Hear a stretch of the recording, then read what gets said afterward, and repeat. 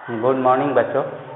आज के क्लास में हम लोग केमिस्ट्री के दूसरा लेसन पढ़ने वाले हैं जिसका नाम है अम्ल, क्षार एवं लवण।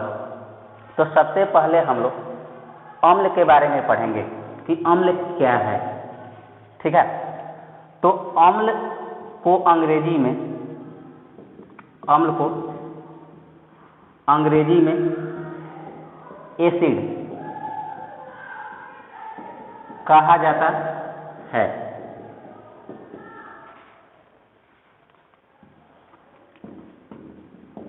एसिड को सामान्य अर्थ होता है खट्टा।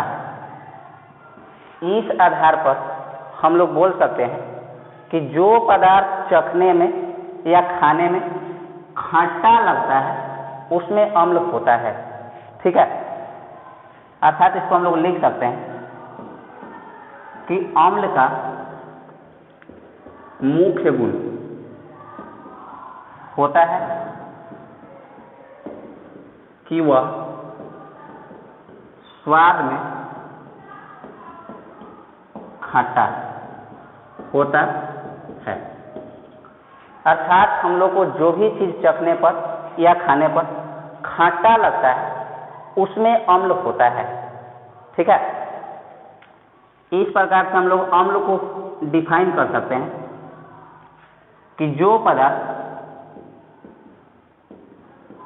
चखने या खाने पर खट्टा लगता है उसमें अम्ल रहता है। जैसे नींबू का रस, इमली, अंगूर, दही इत्यादि। इमली का रस हो गया या फिर आपका नींबू या अंगूर, ये सब ऐसे पदार्थ है जिसको हम लोग खाते हैं तो हम लोग खट्टा लगता है। अर्थात हम लोग ये बोल सकते हैं कि इन सभी पदार्थों में अम्ल उपस्थित रहता है। ठीक है, एक बात फिर से कि अम्ल जो होता है, अम्ल को हम लोग अंग्रेजी में एसिड बोलते हैं जिसका सामान्य अर्थ आपका खट्टा होता है। ठीक है, इस आधार पर हम लोग बोल सकते हैं कि अम्ल का मुख्य गुण होता है कि वह स्वाद में खट्टा लगता है। जैसे में आपका नींबू हो गया, इमली, अंगूर, दही, ये सब ऐसे पदार्थ है जो चखने पर हम लोग को खट्टा लगता है। उसके आगे हम लोग देखते हैं कि जो अम्ल को अवस्थाओं के अनुसार 3 भागों में बांटा गया है, जिसमें से पहला है आपका ठोस अम्ल, उसके बाद अगला हो जाएगा आपका द्रव अम्ल, एवं उसके अगला जो होगा आपका वह हो जाएगा गैसीय अम्ल। ठीक है, तो ठोस अम्ल में आपका एग्जाम्पल हो जाता है ऑक्जेलिक अम्ल,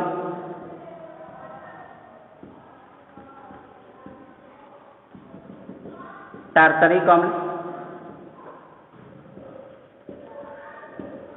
साइट्रिक अम्ल,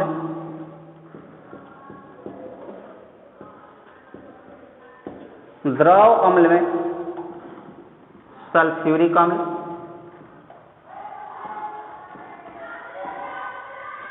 नाइट्रिक अम्ल,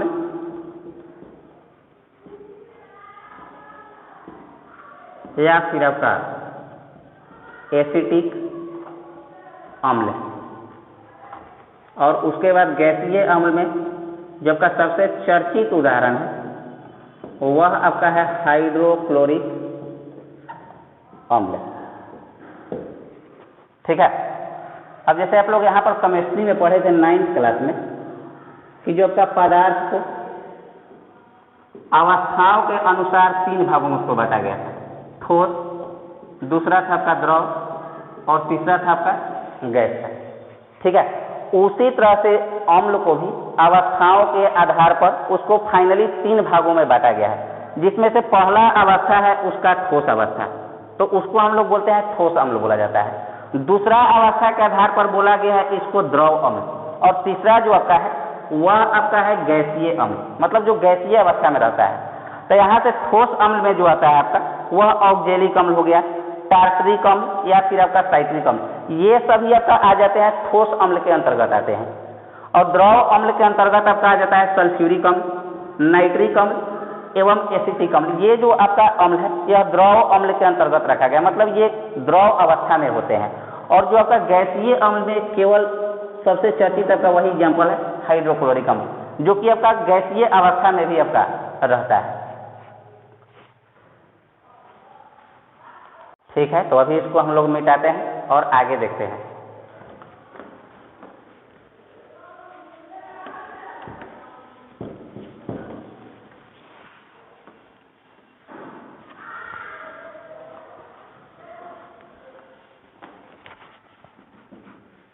अब आगे देखिए बच्चों, अब जो आपका अम्ल होता है वह अवस्था के आधार पर, जैसा कि हम लोग पढ़ चुके हैं कि आपका 3 प्रकार का होता है, ठोस अम्ल, द्रव अम्ल एवं गैसीय अम्ल। अब आगे हम लोग पढ़ेंगे शक्ति के आधार पर अम्ल को कितने भागों में बांटा गया है। तो अम्ल देखिए, कुछ पदार्थ जो होता है हम लोग को चखने में कुछ पदार्थ बहुत खट्टा लगता है और कुछ पदार्थ को चखने पर बहुत कम ही खट्टा लगता है। तो उसी के आधार पर अम्ल को 2 भागों में बांटा गया है, जिसमें पहला को हम लोग बोलते हैं प्रबल अम्ल, और दूसरा इसका कैटेगरी जो होता है दुर्बल अम्ल होता है आपका। प्रबल अम्ल को हम लोग लिख सकते हैं स्ट्रॉन्ग एसिड, और दुर्बल अम्ल को वीक एसिड। प्रबल अम्ल के अंतर्गत जो आते हैं वह आपका खनिज अम्ल होता है, मतलब जो अम्ल खनिजों से प्राप्त होते हैं, जैसे हाइड्रोक्लोरिक अम्ल, सल्फ्यूरिक अम्ल, नाइट्रिक अम्ल इत्यादि। ये सब जितने भी अम्ल होते हैं ये आपका प्रबल अम्ल के अंतर्गत इसको रखा गया है। और दुर्बल अम्ल के अंतर्गत जो आते हैं उसमें आपका होता है कार्बनिक अम्ल,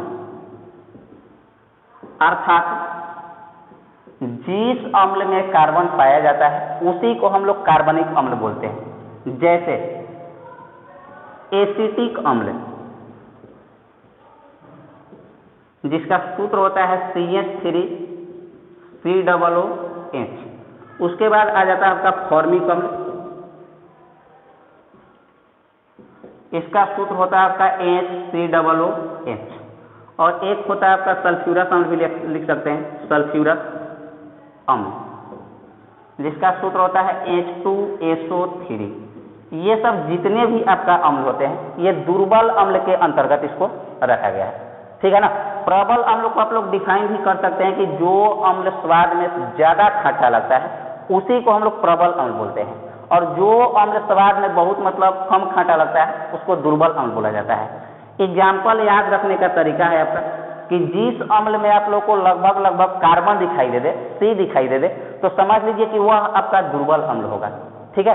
और जो आपका अम्ल हो गया आपका खनिज अम्ल होते हैं वह सभी के सभी खनिज अम्ल आपका प्रबल अम्ल के अंतर्गत आते हैं। और उसमें आप लोग को चर्चित एग्जाम्पल यही 2-3 याद रखिएगा, HCl, H2SO4 एवं HNO3। ये जो होते हैं आपका प्रबल अम्ल के अंतर्गत आते हैं। ठीक है। और जिस अम्ल में कार्बन आपका पाया जाएगा उसको हम लोग दुर्बल अम्ल में रखा जाता है। ये आपका एक तरह से पहचान हो गया। ठीक है। तो दुर्बल अम्ल को आप लोग बोल सकते हैं कि जो अम्ल स्वाद में कम खट्टा लगता है वह आपका दुर्बल अम्ल होता है, और जो अम्ल स्वाद में ज़्यादा खट्टा लगता है वह आपका प्रबल अम्ल होता है। अब इन सभी एग्जाम्पल के आधार पर आप लोग देख सकते हैं कि सभी अम्ल के एग्जाम्पल में एक चीज़ आपका कॉमन होगा, और वह कॉमन चीज़ है आपका हाइड्रोजन। ठीक है ना। अर्थात हम लोग लिख सकते हैं कि सभी अम्लों में हाइड्रोजन सामान्य रूप से पाए जाते हैं। सभी अम्लों में हाइड्रोजन सामान्य रूप से पाए जाते हैं। तो यही आपका अम्ल के बारे में कुछ बेसिक इंफॉर्मेशन है। ठीक है, अब इसके आगे जो हम लोग को देखना है वह क्षारक के बारे में देखना है। अम्ल के बारे में बस इतना ही है। अगला हम लोग देखेंगे क्षारक के बारे में कि क्षारक क्या है आपका।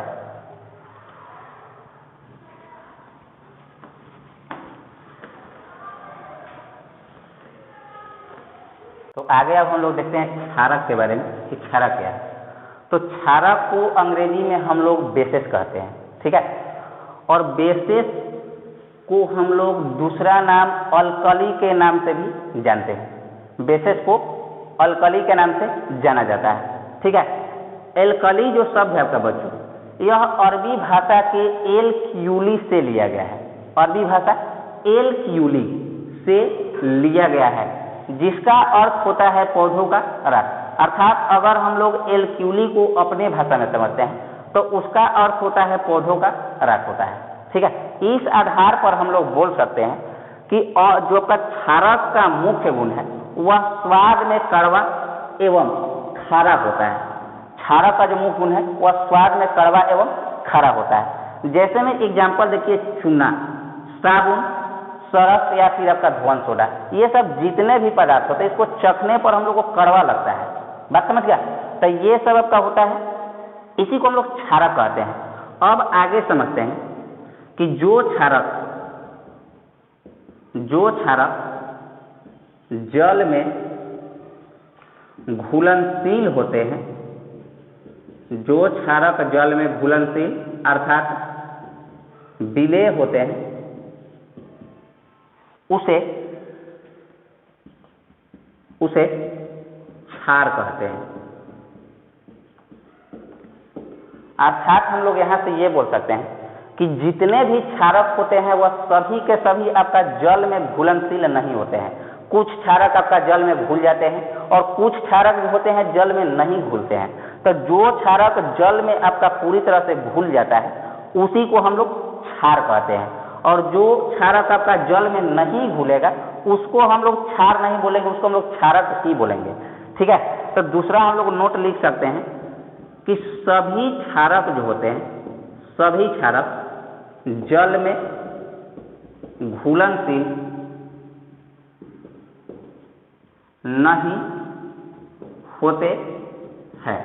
सभी क्षारक जल में घुलनशील नहीं होते हैं, एवं जो क्षारक आपका जल में घुल जाएगा, घुलनशील होगा, उसी को हम लोग क्या बोलेंगे?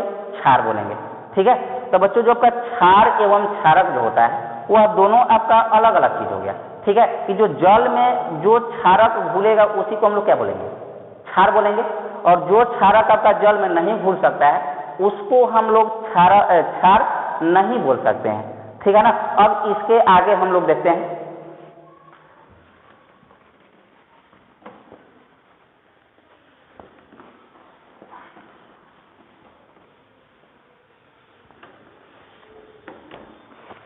तो जैसा कि अभी आप लोगों को बताएं कि जो क्षारक जल में घुलनशील होता है उसको हम लोग क्षार बोलते हैं। तो इस आधार पर हम लोग लिख सकते हैं कि सभी क्षारक क्षार नहीं होते हैं। सभी क्षारक क्षार नहीं होते हैं, जबकि सभी क्षारक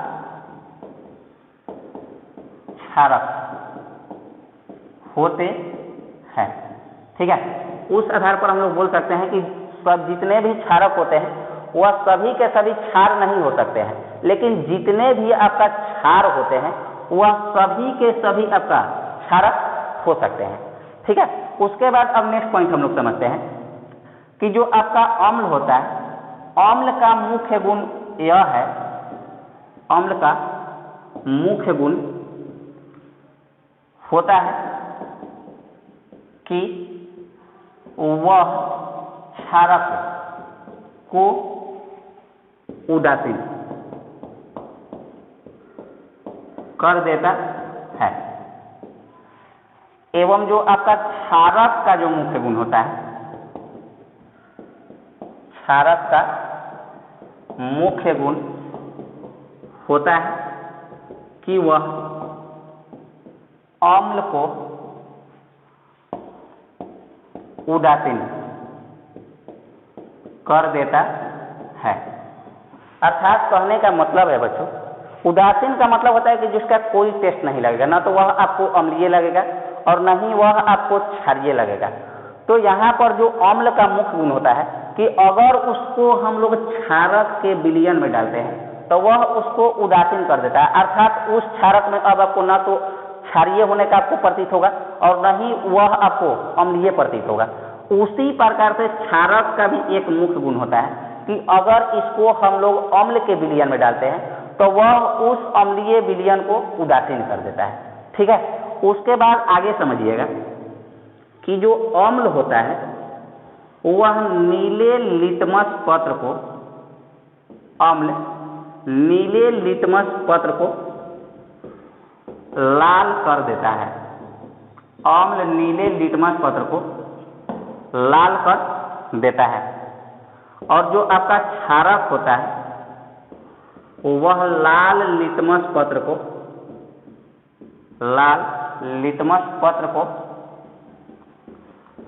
नीला कर देता है। अर्थात कहने का मतलब यह है कि जो अम्ल जो होता है वह नीले लिटमस पत्र को लाल कर देता है और जो आपका क्षारक होता है वह लाल लिटमस पत्र को नीला कर देता है। अब ये लिटमस पत्र क्या है इसको हम लोग थोड़ा समझते हैं। तो लिटमस पत्र पढ़ने से पहले हम लोग सूचक के बारे में पढ़ लेते हैं। सूचक आपका क्या होता है?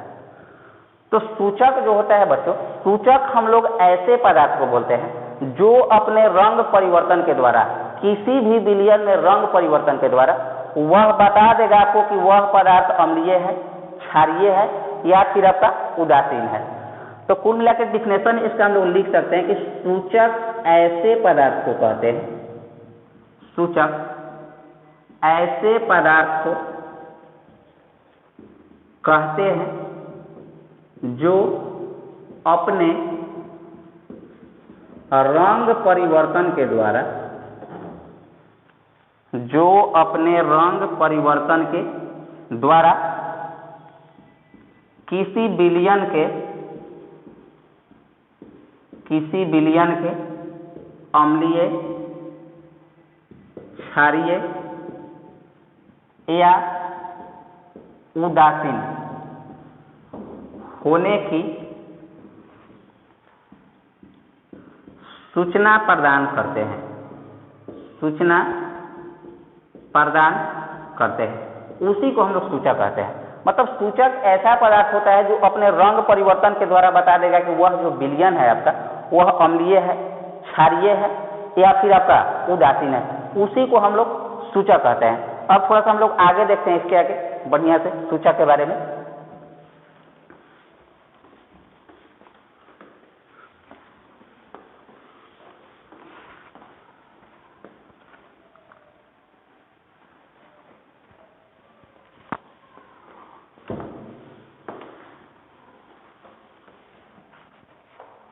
देखिए बच्चों, तो सूचक को हम लोग एक अन्य नाम अम्ल क्षार सूचक के नाम से, सूचक को एक अन्य नाम अम्ल क्षारक सूचक के नाम से जाना जाता है, जाना जाता है। सूचक जो होते हैं बच्चों, सूचक सामान्यतः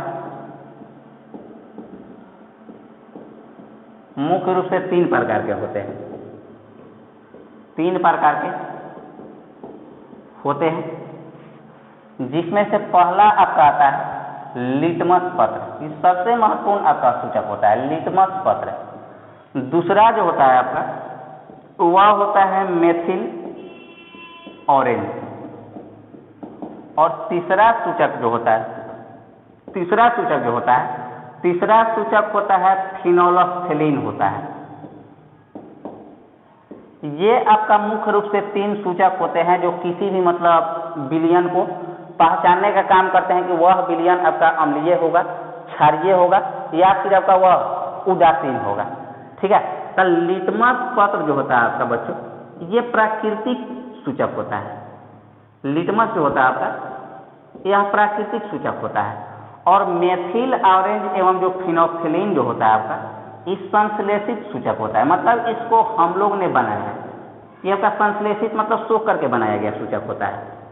ठीक है, कि सूचक मुख्यतः 3 प्रकार के होते हैं, जिसमें से पहला आपका लिटमस पत्र है, दूसरा आपका मेथिल ऑरेंज है और तीसरा आपका फिनोल्फथालीन है। तो लिटमस पत्र प्राकृतिक सूचक होता है और मेथिल ऑरेंज एवं जो आपका एक फिनोल्फथालीन होता है यह संश्लेषित सूचक होता है। ठीक है,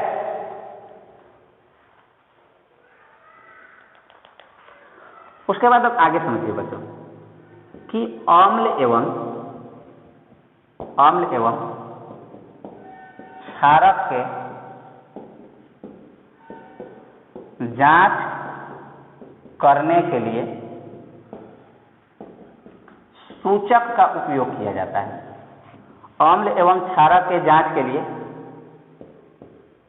सूचक का उपयोग किया जाता है। ठीक है,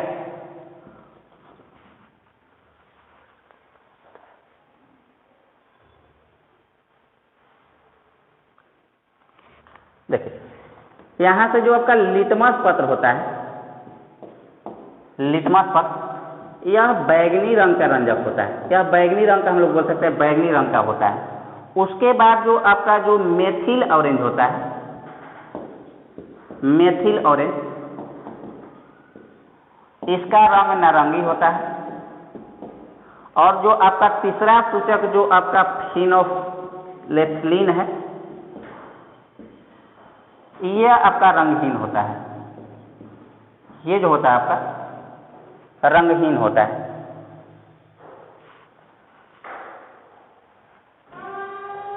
अब इसके आगे हम लोग देखते हैं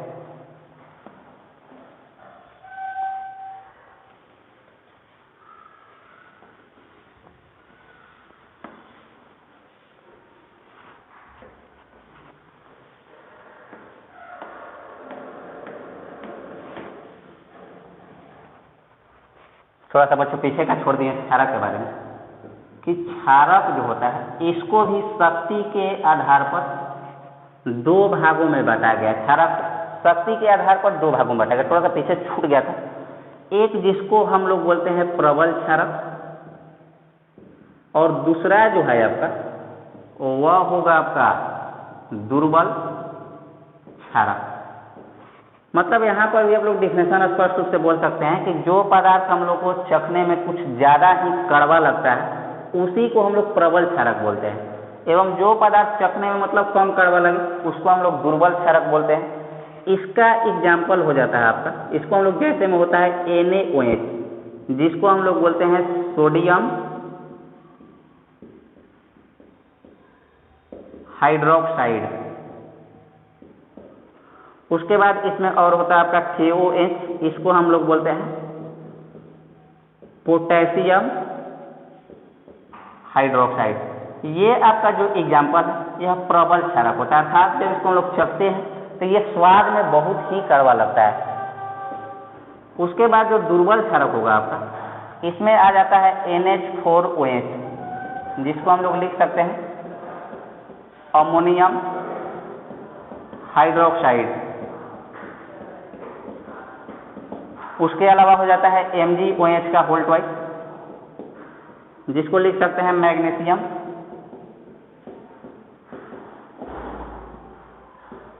हाइड्रोक्साइड।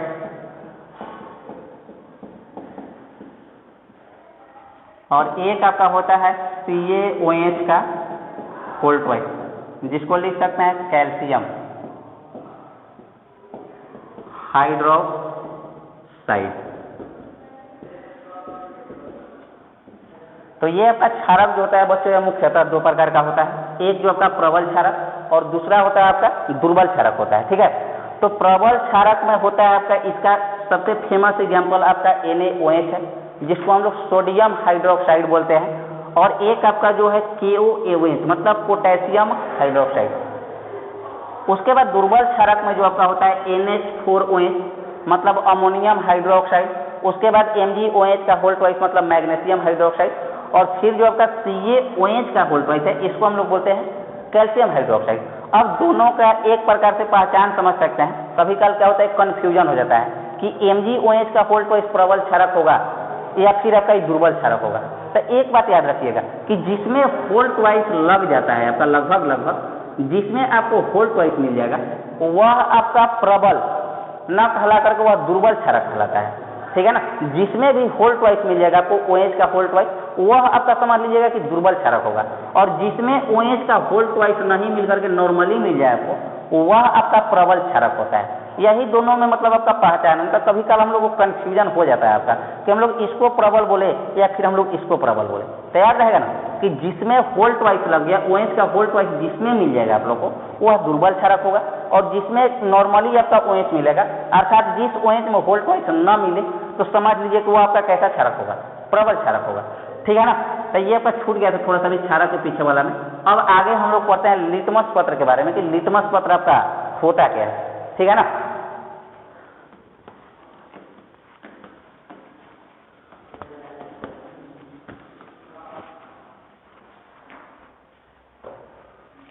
तो यहां से हम लोग लिखेंगे कि लिटमस पत्र जो होता है आपका, यह एक प्राकृतिक सूचक है। जैसा कि अभी आप लोग को बता दिए पीछे, लिटमस जो होता है आपका प्राकृतिक सूचक है जो बैंगनी रंग का उदासीन रंजक, जो बैंगनी रंग का उदासीन रंजक होता है एवं जिसे थैलोफाइटा के लीचेन पौधों से प्राप्त किया जाता है। मतलब एक बार फिर से समझ लीजिए कि जो आपका लिटमस पत्र होता है, यह एक आपका प्राकृतिक सूचक है जो बैंगनी रंग का उदासीन रंजक होता है। रंजक के बारे में आप लोग को बायोलॉजी में बता चुके हैं कि रंजक आपका वे अणु होते हैं जो दृश्य प्रकाश से कुछ खास ही तरंगदैर्घ्य वाले प्रकाशों का अवशोषण करते हैं। एवं ये जो आपका लिटमस पत्र होता है थैलोफाइटा समूह के लीचेन के पौधों से आपका प्राप्त किया जाता है, ठीक है। उसके बाद थोड़ा सा आगे देखिएगा, जो आपका दूसरा जो आपका होता है, दूसरा जो आपका मेथिल ऑरेंज है, मेथिल ऑरेंज, यह एक आपका अभी बता चुके हैं आप लोगों को कि मेथिल ऑरेंज संश्लेषित सूचक होता है। मेथिल ऑरेंज संश्लेषित सूचक होता है जिसका सामान्य रंग जो होता है आपका नारंगी होता है, जिसका सामान्य रंग नारंगी होता है। एवं आगे जो आपको तीसरा भी बताए थे शॉर्ट में, फिनोल्फेनिन था जो आपका, यह भी आपका एक संश्लेषित सूचक है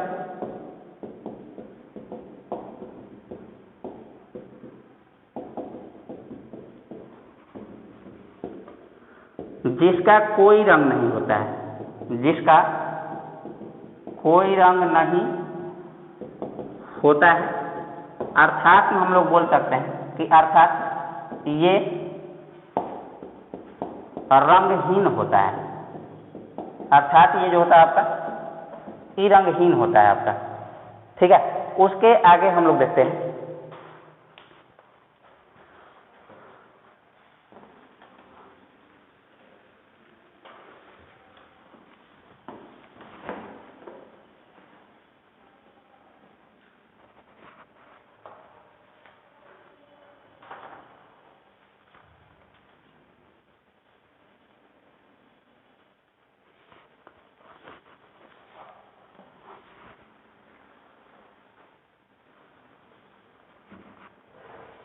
उसके आगे देखते हैं कि लिटमस विलयन जो होता है आपका, लिटमस विलयन जो होता है आपका, वह सूचक के रूप में, लिटमस विलयन सूचक के रूप में ब्लू एवं लाल रंग का विलयन होता है। ठीक है, कि जो आपका लिटमस जो होता है, जो लिटमस पत्र जिसको हम लोग बोल रहे हैं, वो लिटमस पत्र का दूसरा हो जाएगा। लिटमस जो एक्चुअल में होता है आपका, ये जो लिटमस जो सूचक है आपका, ये दो रंगों का मिश्रण होता है, जिसमें आपका पहला रंग ब्लू एवं दूसरा रंग जो होता है आपका लाल रंग का होता है। कि लिटमस विलयन जो सूचक के रूप में ब्लू एवं लाल रंग का क्या होता है आपका, विलयन होता है। अब जब इसी को आगे समझिए कि जो आपको लिटमस पत्र, अभी जो हम आपको प्रीवियस में बताएं कि लिटमस पत्र क्या होता है, थोड़ा समझिए उसको आप लोग। कि जो आपका लिटमस का विलयन जो है आपका, लिटमस विलयन समझिए, इसका दो रंग होता है, लाल एवं ब्लू रंग का ये विलयन होता है। तो इसको बारी बारी से हम लोग करते क्या है कि दो गो अलग अलग हम लोग बर्तन लेकर के, एक में हम लोग क्षारक डाल देते हैं और दूसरा में हम लोग अम्ल डाल देते हैं। ठीक है, और उसके बाद दोनों में हम लोग लिटमस विलयन को, मतलब जो लिटमस का जो विलयन है, दोनों में बारी बारी से डाल देते हैं। तो अभी आप लोग को हम बताए थे कि जो अम्ल होता है, अम्ल जो होता है वह नीला लिटमस पत्र को क्या कर देता है, लाल कर देता है। और इसका दो गो रंग है, लाल है एवं ब्लू है। तो जब इसमें हम लोग लिटमस विलयन को डाल देते हैं और उसके बाद इसमें एक डाला जाता है, फिल्टर पेपर डाला जाता है।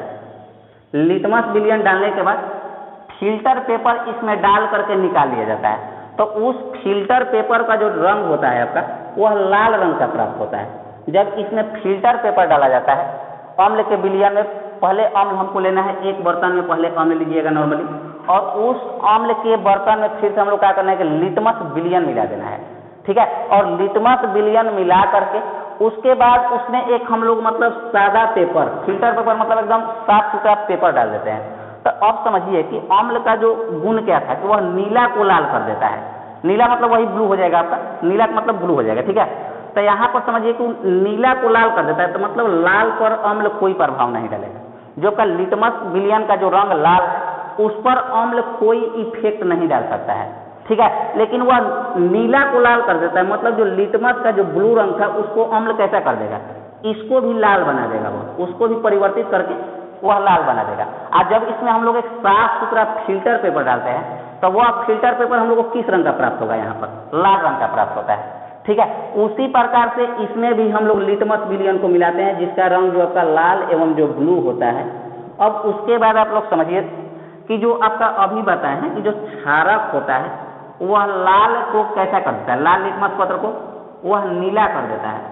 मतलब इसमें जो लिटमस विलयन का जो लाल रंग है, इसको भी क्षारक कैसा बना देगा, नीला बना देगा, मतलब ब्लू बना देगा।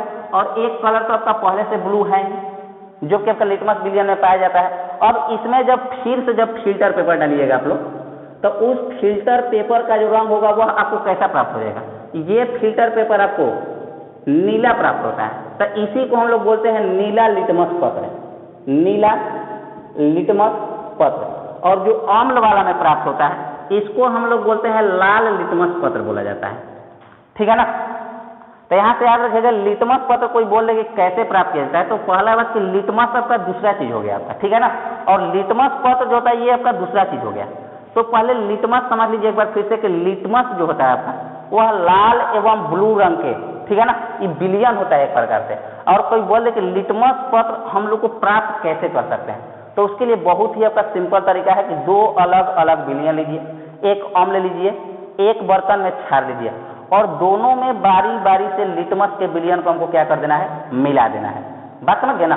अब उसके बाद देखिए लिटमस जो होता है लाल एवं ब्लू होता है, और आप लोग को हम स्टार्टिंग में बताए कि अम्ल जो होता है वह नीला को क्या कर देता है, लाल कर देता है। मतलब लाल पर कोई प्रभाव नहीं डालेगा। अम्ल जो होगा आपका वह लाल पर कोई प्रभाव नहीं डालेगा, लेकिन नीला को वह कैसा कर देगा, लाल।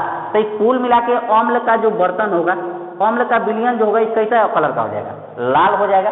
और इसी में हम लोग क्या करते हैं कि एक साफ सुथरा फिल्टर पेपर डाल देते हैं। और जब साफ सुथरा फिल्टर पेपर डालते हैं तो फिल्टर पेपर आप लोग को किस कलर का प्राप्त होगा, लाल कलर का प्राप्त होगा। और उसी तरह से सेम लॉजिक आपका क्षारक वाला में कि एक क्षारक का भी विलयन लीजिए, उसमें लिटमस विलयन को डालिए। तो क्षारक चूंकि लाल को नीला कर देता है, तो जो लाल होगा लिटमस वाला रंग एक को नीला में चेंज कर देगा।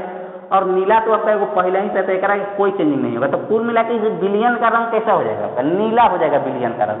और जब एकरा में फिर से फिल्टर पेपर डालिएगा तो वह फिल्टर पेपर आपको किस कलर का प्राप्त होगा? नीला कलर का प्राप्त होगा। तो इसको हम लोग बोलते हैं नीला लिटमस पत्र और इसको हम लोग बोलते हैं लाल लिटमस पत्र। तो ये बार बार सवाल पूछा जाता है कि अम्ल जो होता है वह लिटमस पत्र पर क्या प्रभाव डालता है, या फिर जो आपका क्षारक होता है वह लिटमस पत्र पर आपका क्या प्रभाव डालता है। तो इसको आप लोग कंफ्यूजन में नहीं बल्कि बढ़िया से याद रखिएगा कि अम्ल जो होता है वह नीला लिटमस पत्र को लाल करता है। ये कंफ्यूजन हमेशा आप लोग याद रखिएगा, ठीक है ना, कि अम्ल जो होता है वह किस प्रकार के लिटमस पत्र को कैसा कर देता है। तो अम्ल जो होता है नीला लिटमस पत्र को लाल कर देता है, और जबकि क्षारक जो होता है वह लाल लिटमस पत्र को नीला कर देता है, ठीक है ना। तो ये आपका होता है लिटमस। उसके बाद लिटमस पत्र, कि लिटमस जो होता है आपका विलयन है, और लिटमस विलयन के सहायता से हम लोग लिटमस पत्र प्राप्त करते हैं, और लिटमस पत्र के सहायता से हम लोग किसी भी विलयन के अम्लीय, क्षारीय या उदासीन होने का पता लगाते हैं, ठीक है ना। अब इसमें आपका जो दूसरा और तीसरा बच गया, एक आपका मेथिल ऑरेंज है और एक जो आपका फिनोक्सेलिन है। ये दोनों के बारे में हम लोग समझ लेते हैं, ठीक है।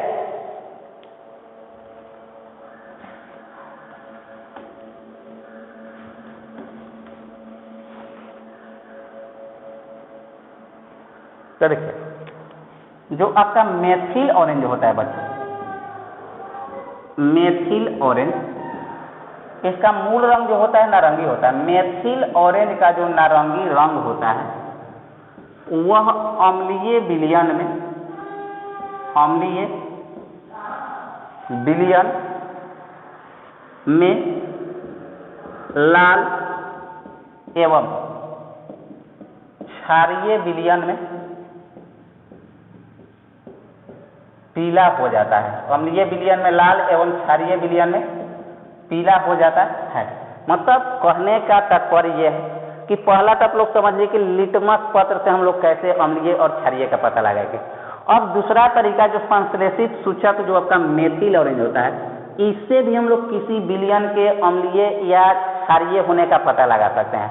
तो मेथिल ऑरेंज का जो मूल रंग होता है वह नारंगी रंग होता है, लेकिन जैसे ही मेथिल ऑरेंज को अगर अम्लीय विलयन में डालते हैं और अगर वह विलयन लाल हो गया, मेथिल ऑरेंज को जिस विलयन में डाले, ठीक है ना, अगर वह उसका नारंगी रंग लाल में चेंज हो जाता है तो समझ लीजिए कि वह आपका अम्लीय विलयन होगा। और अगर वही मेथिल ऑरेंज का रंग अगर पीला हो जाता है तो फिर आपका वह कैसा विलयन हो जाएगा? क्षारीय विलयन होगा। बात समझ गया? मतलब समझिए, ये आपका एक बर्तन हुआ और इसमें मान लीजिए हम लोग अम्ल लेते हैं, और एक आपका और बर्तन लीजिए और इसमें आप लोग ले लीजिए क्षारक को ले लीजिए। क्षारक कोई भी ले सकते हैं, KOH, NaOH, इसमें भी आप लोग कोई ले सकते हैं। अब ऊपर से इसमें हम लोग क्या करेंगे? मेथिल ऑरेंज को मिलाएंगे दोनों में बारी बारी से क्या करना है हम लोग को? मेथिल ऑरेंज को मिलाना है। इसमें भी मिलाएंगे और इसमें भी मिलाएंगे। अब मेथिल ऑरेंज का जो आपका मूल रंग होता है बच्चों, वह कैसा होता है? आपका नारंगी होता है। लेकिन जब उसी मेथिल ऑरेंज को अम्ल में डाला जाता है तो वह नारंगी रंग जो होता है आपका वह लाल रंग में परिवर्तित हो जाता है।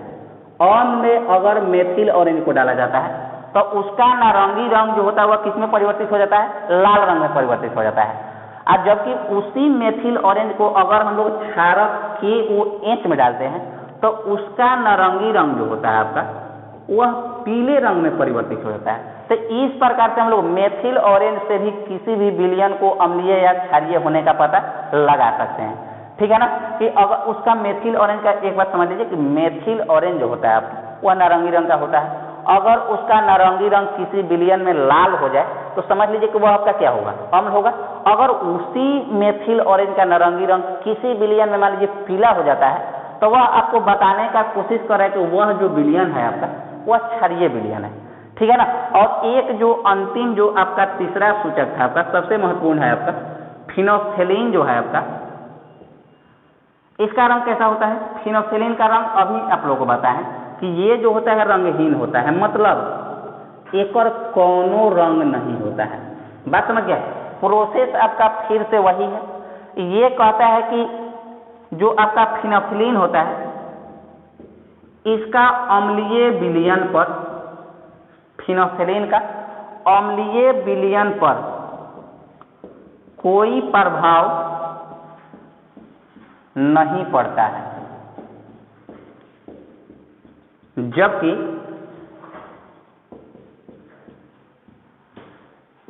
क्षारीय विलयन में यह गुलाबी रंग का हो जाता है, जबकि क्षारीय विलयन में यह गुलाबी रंग का हो जाता है।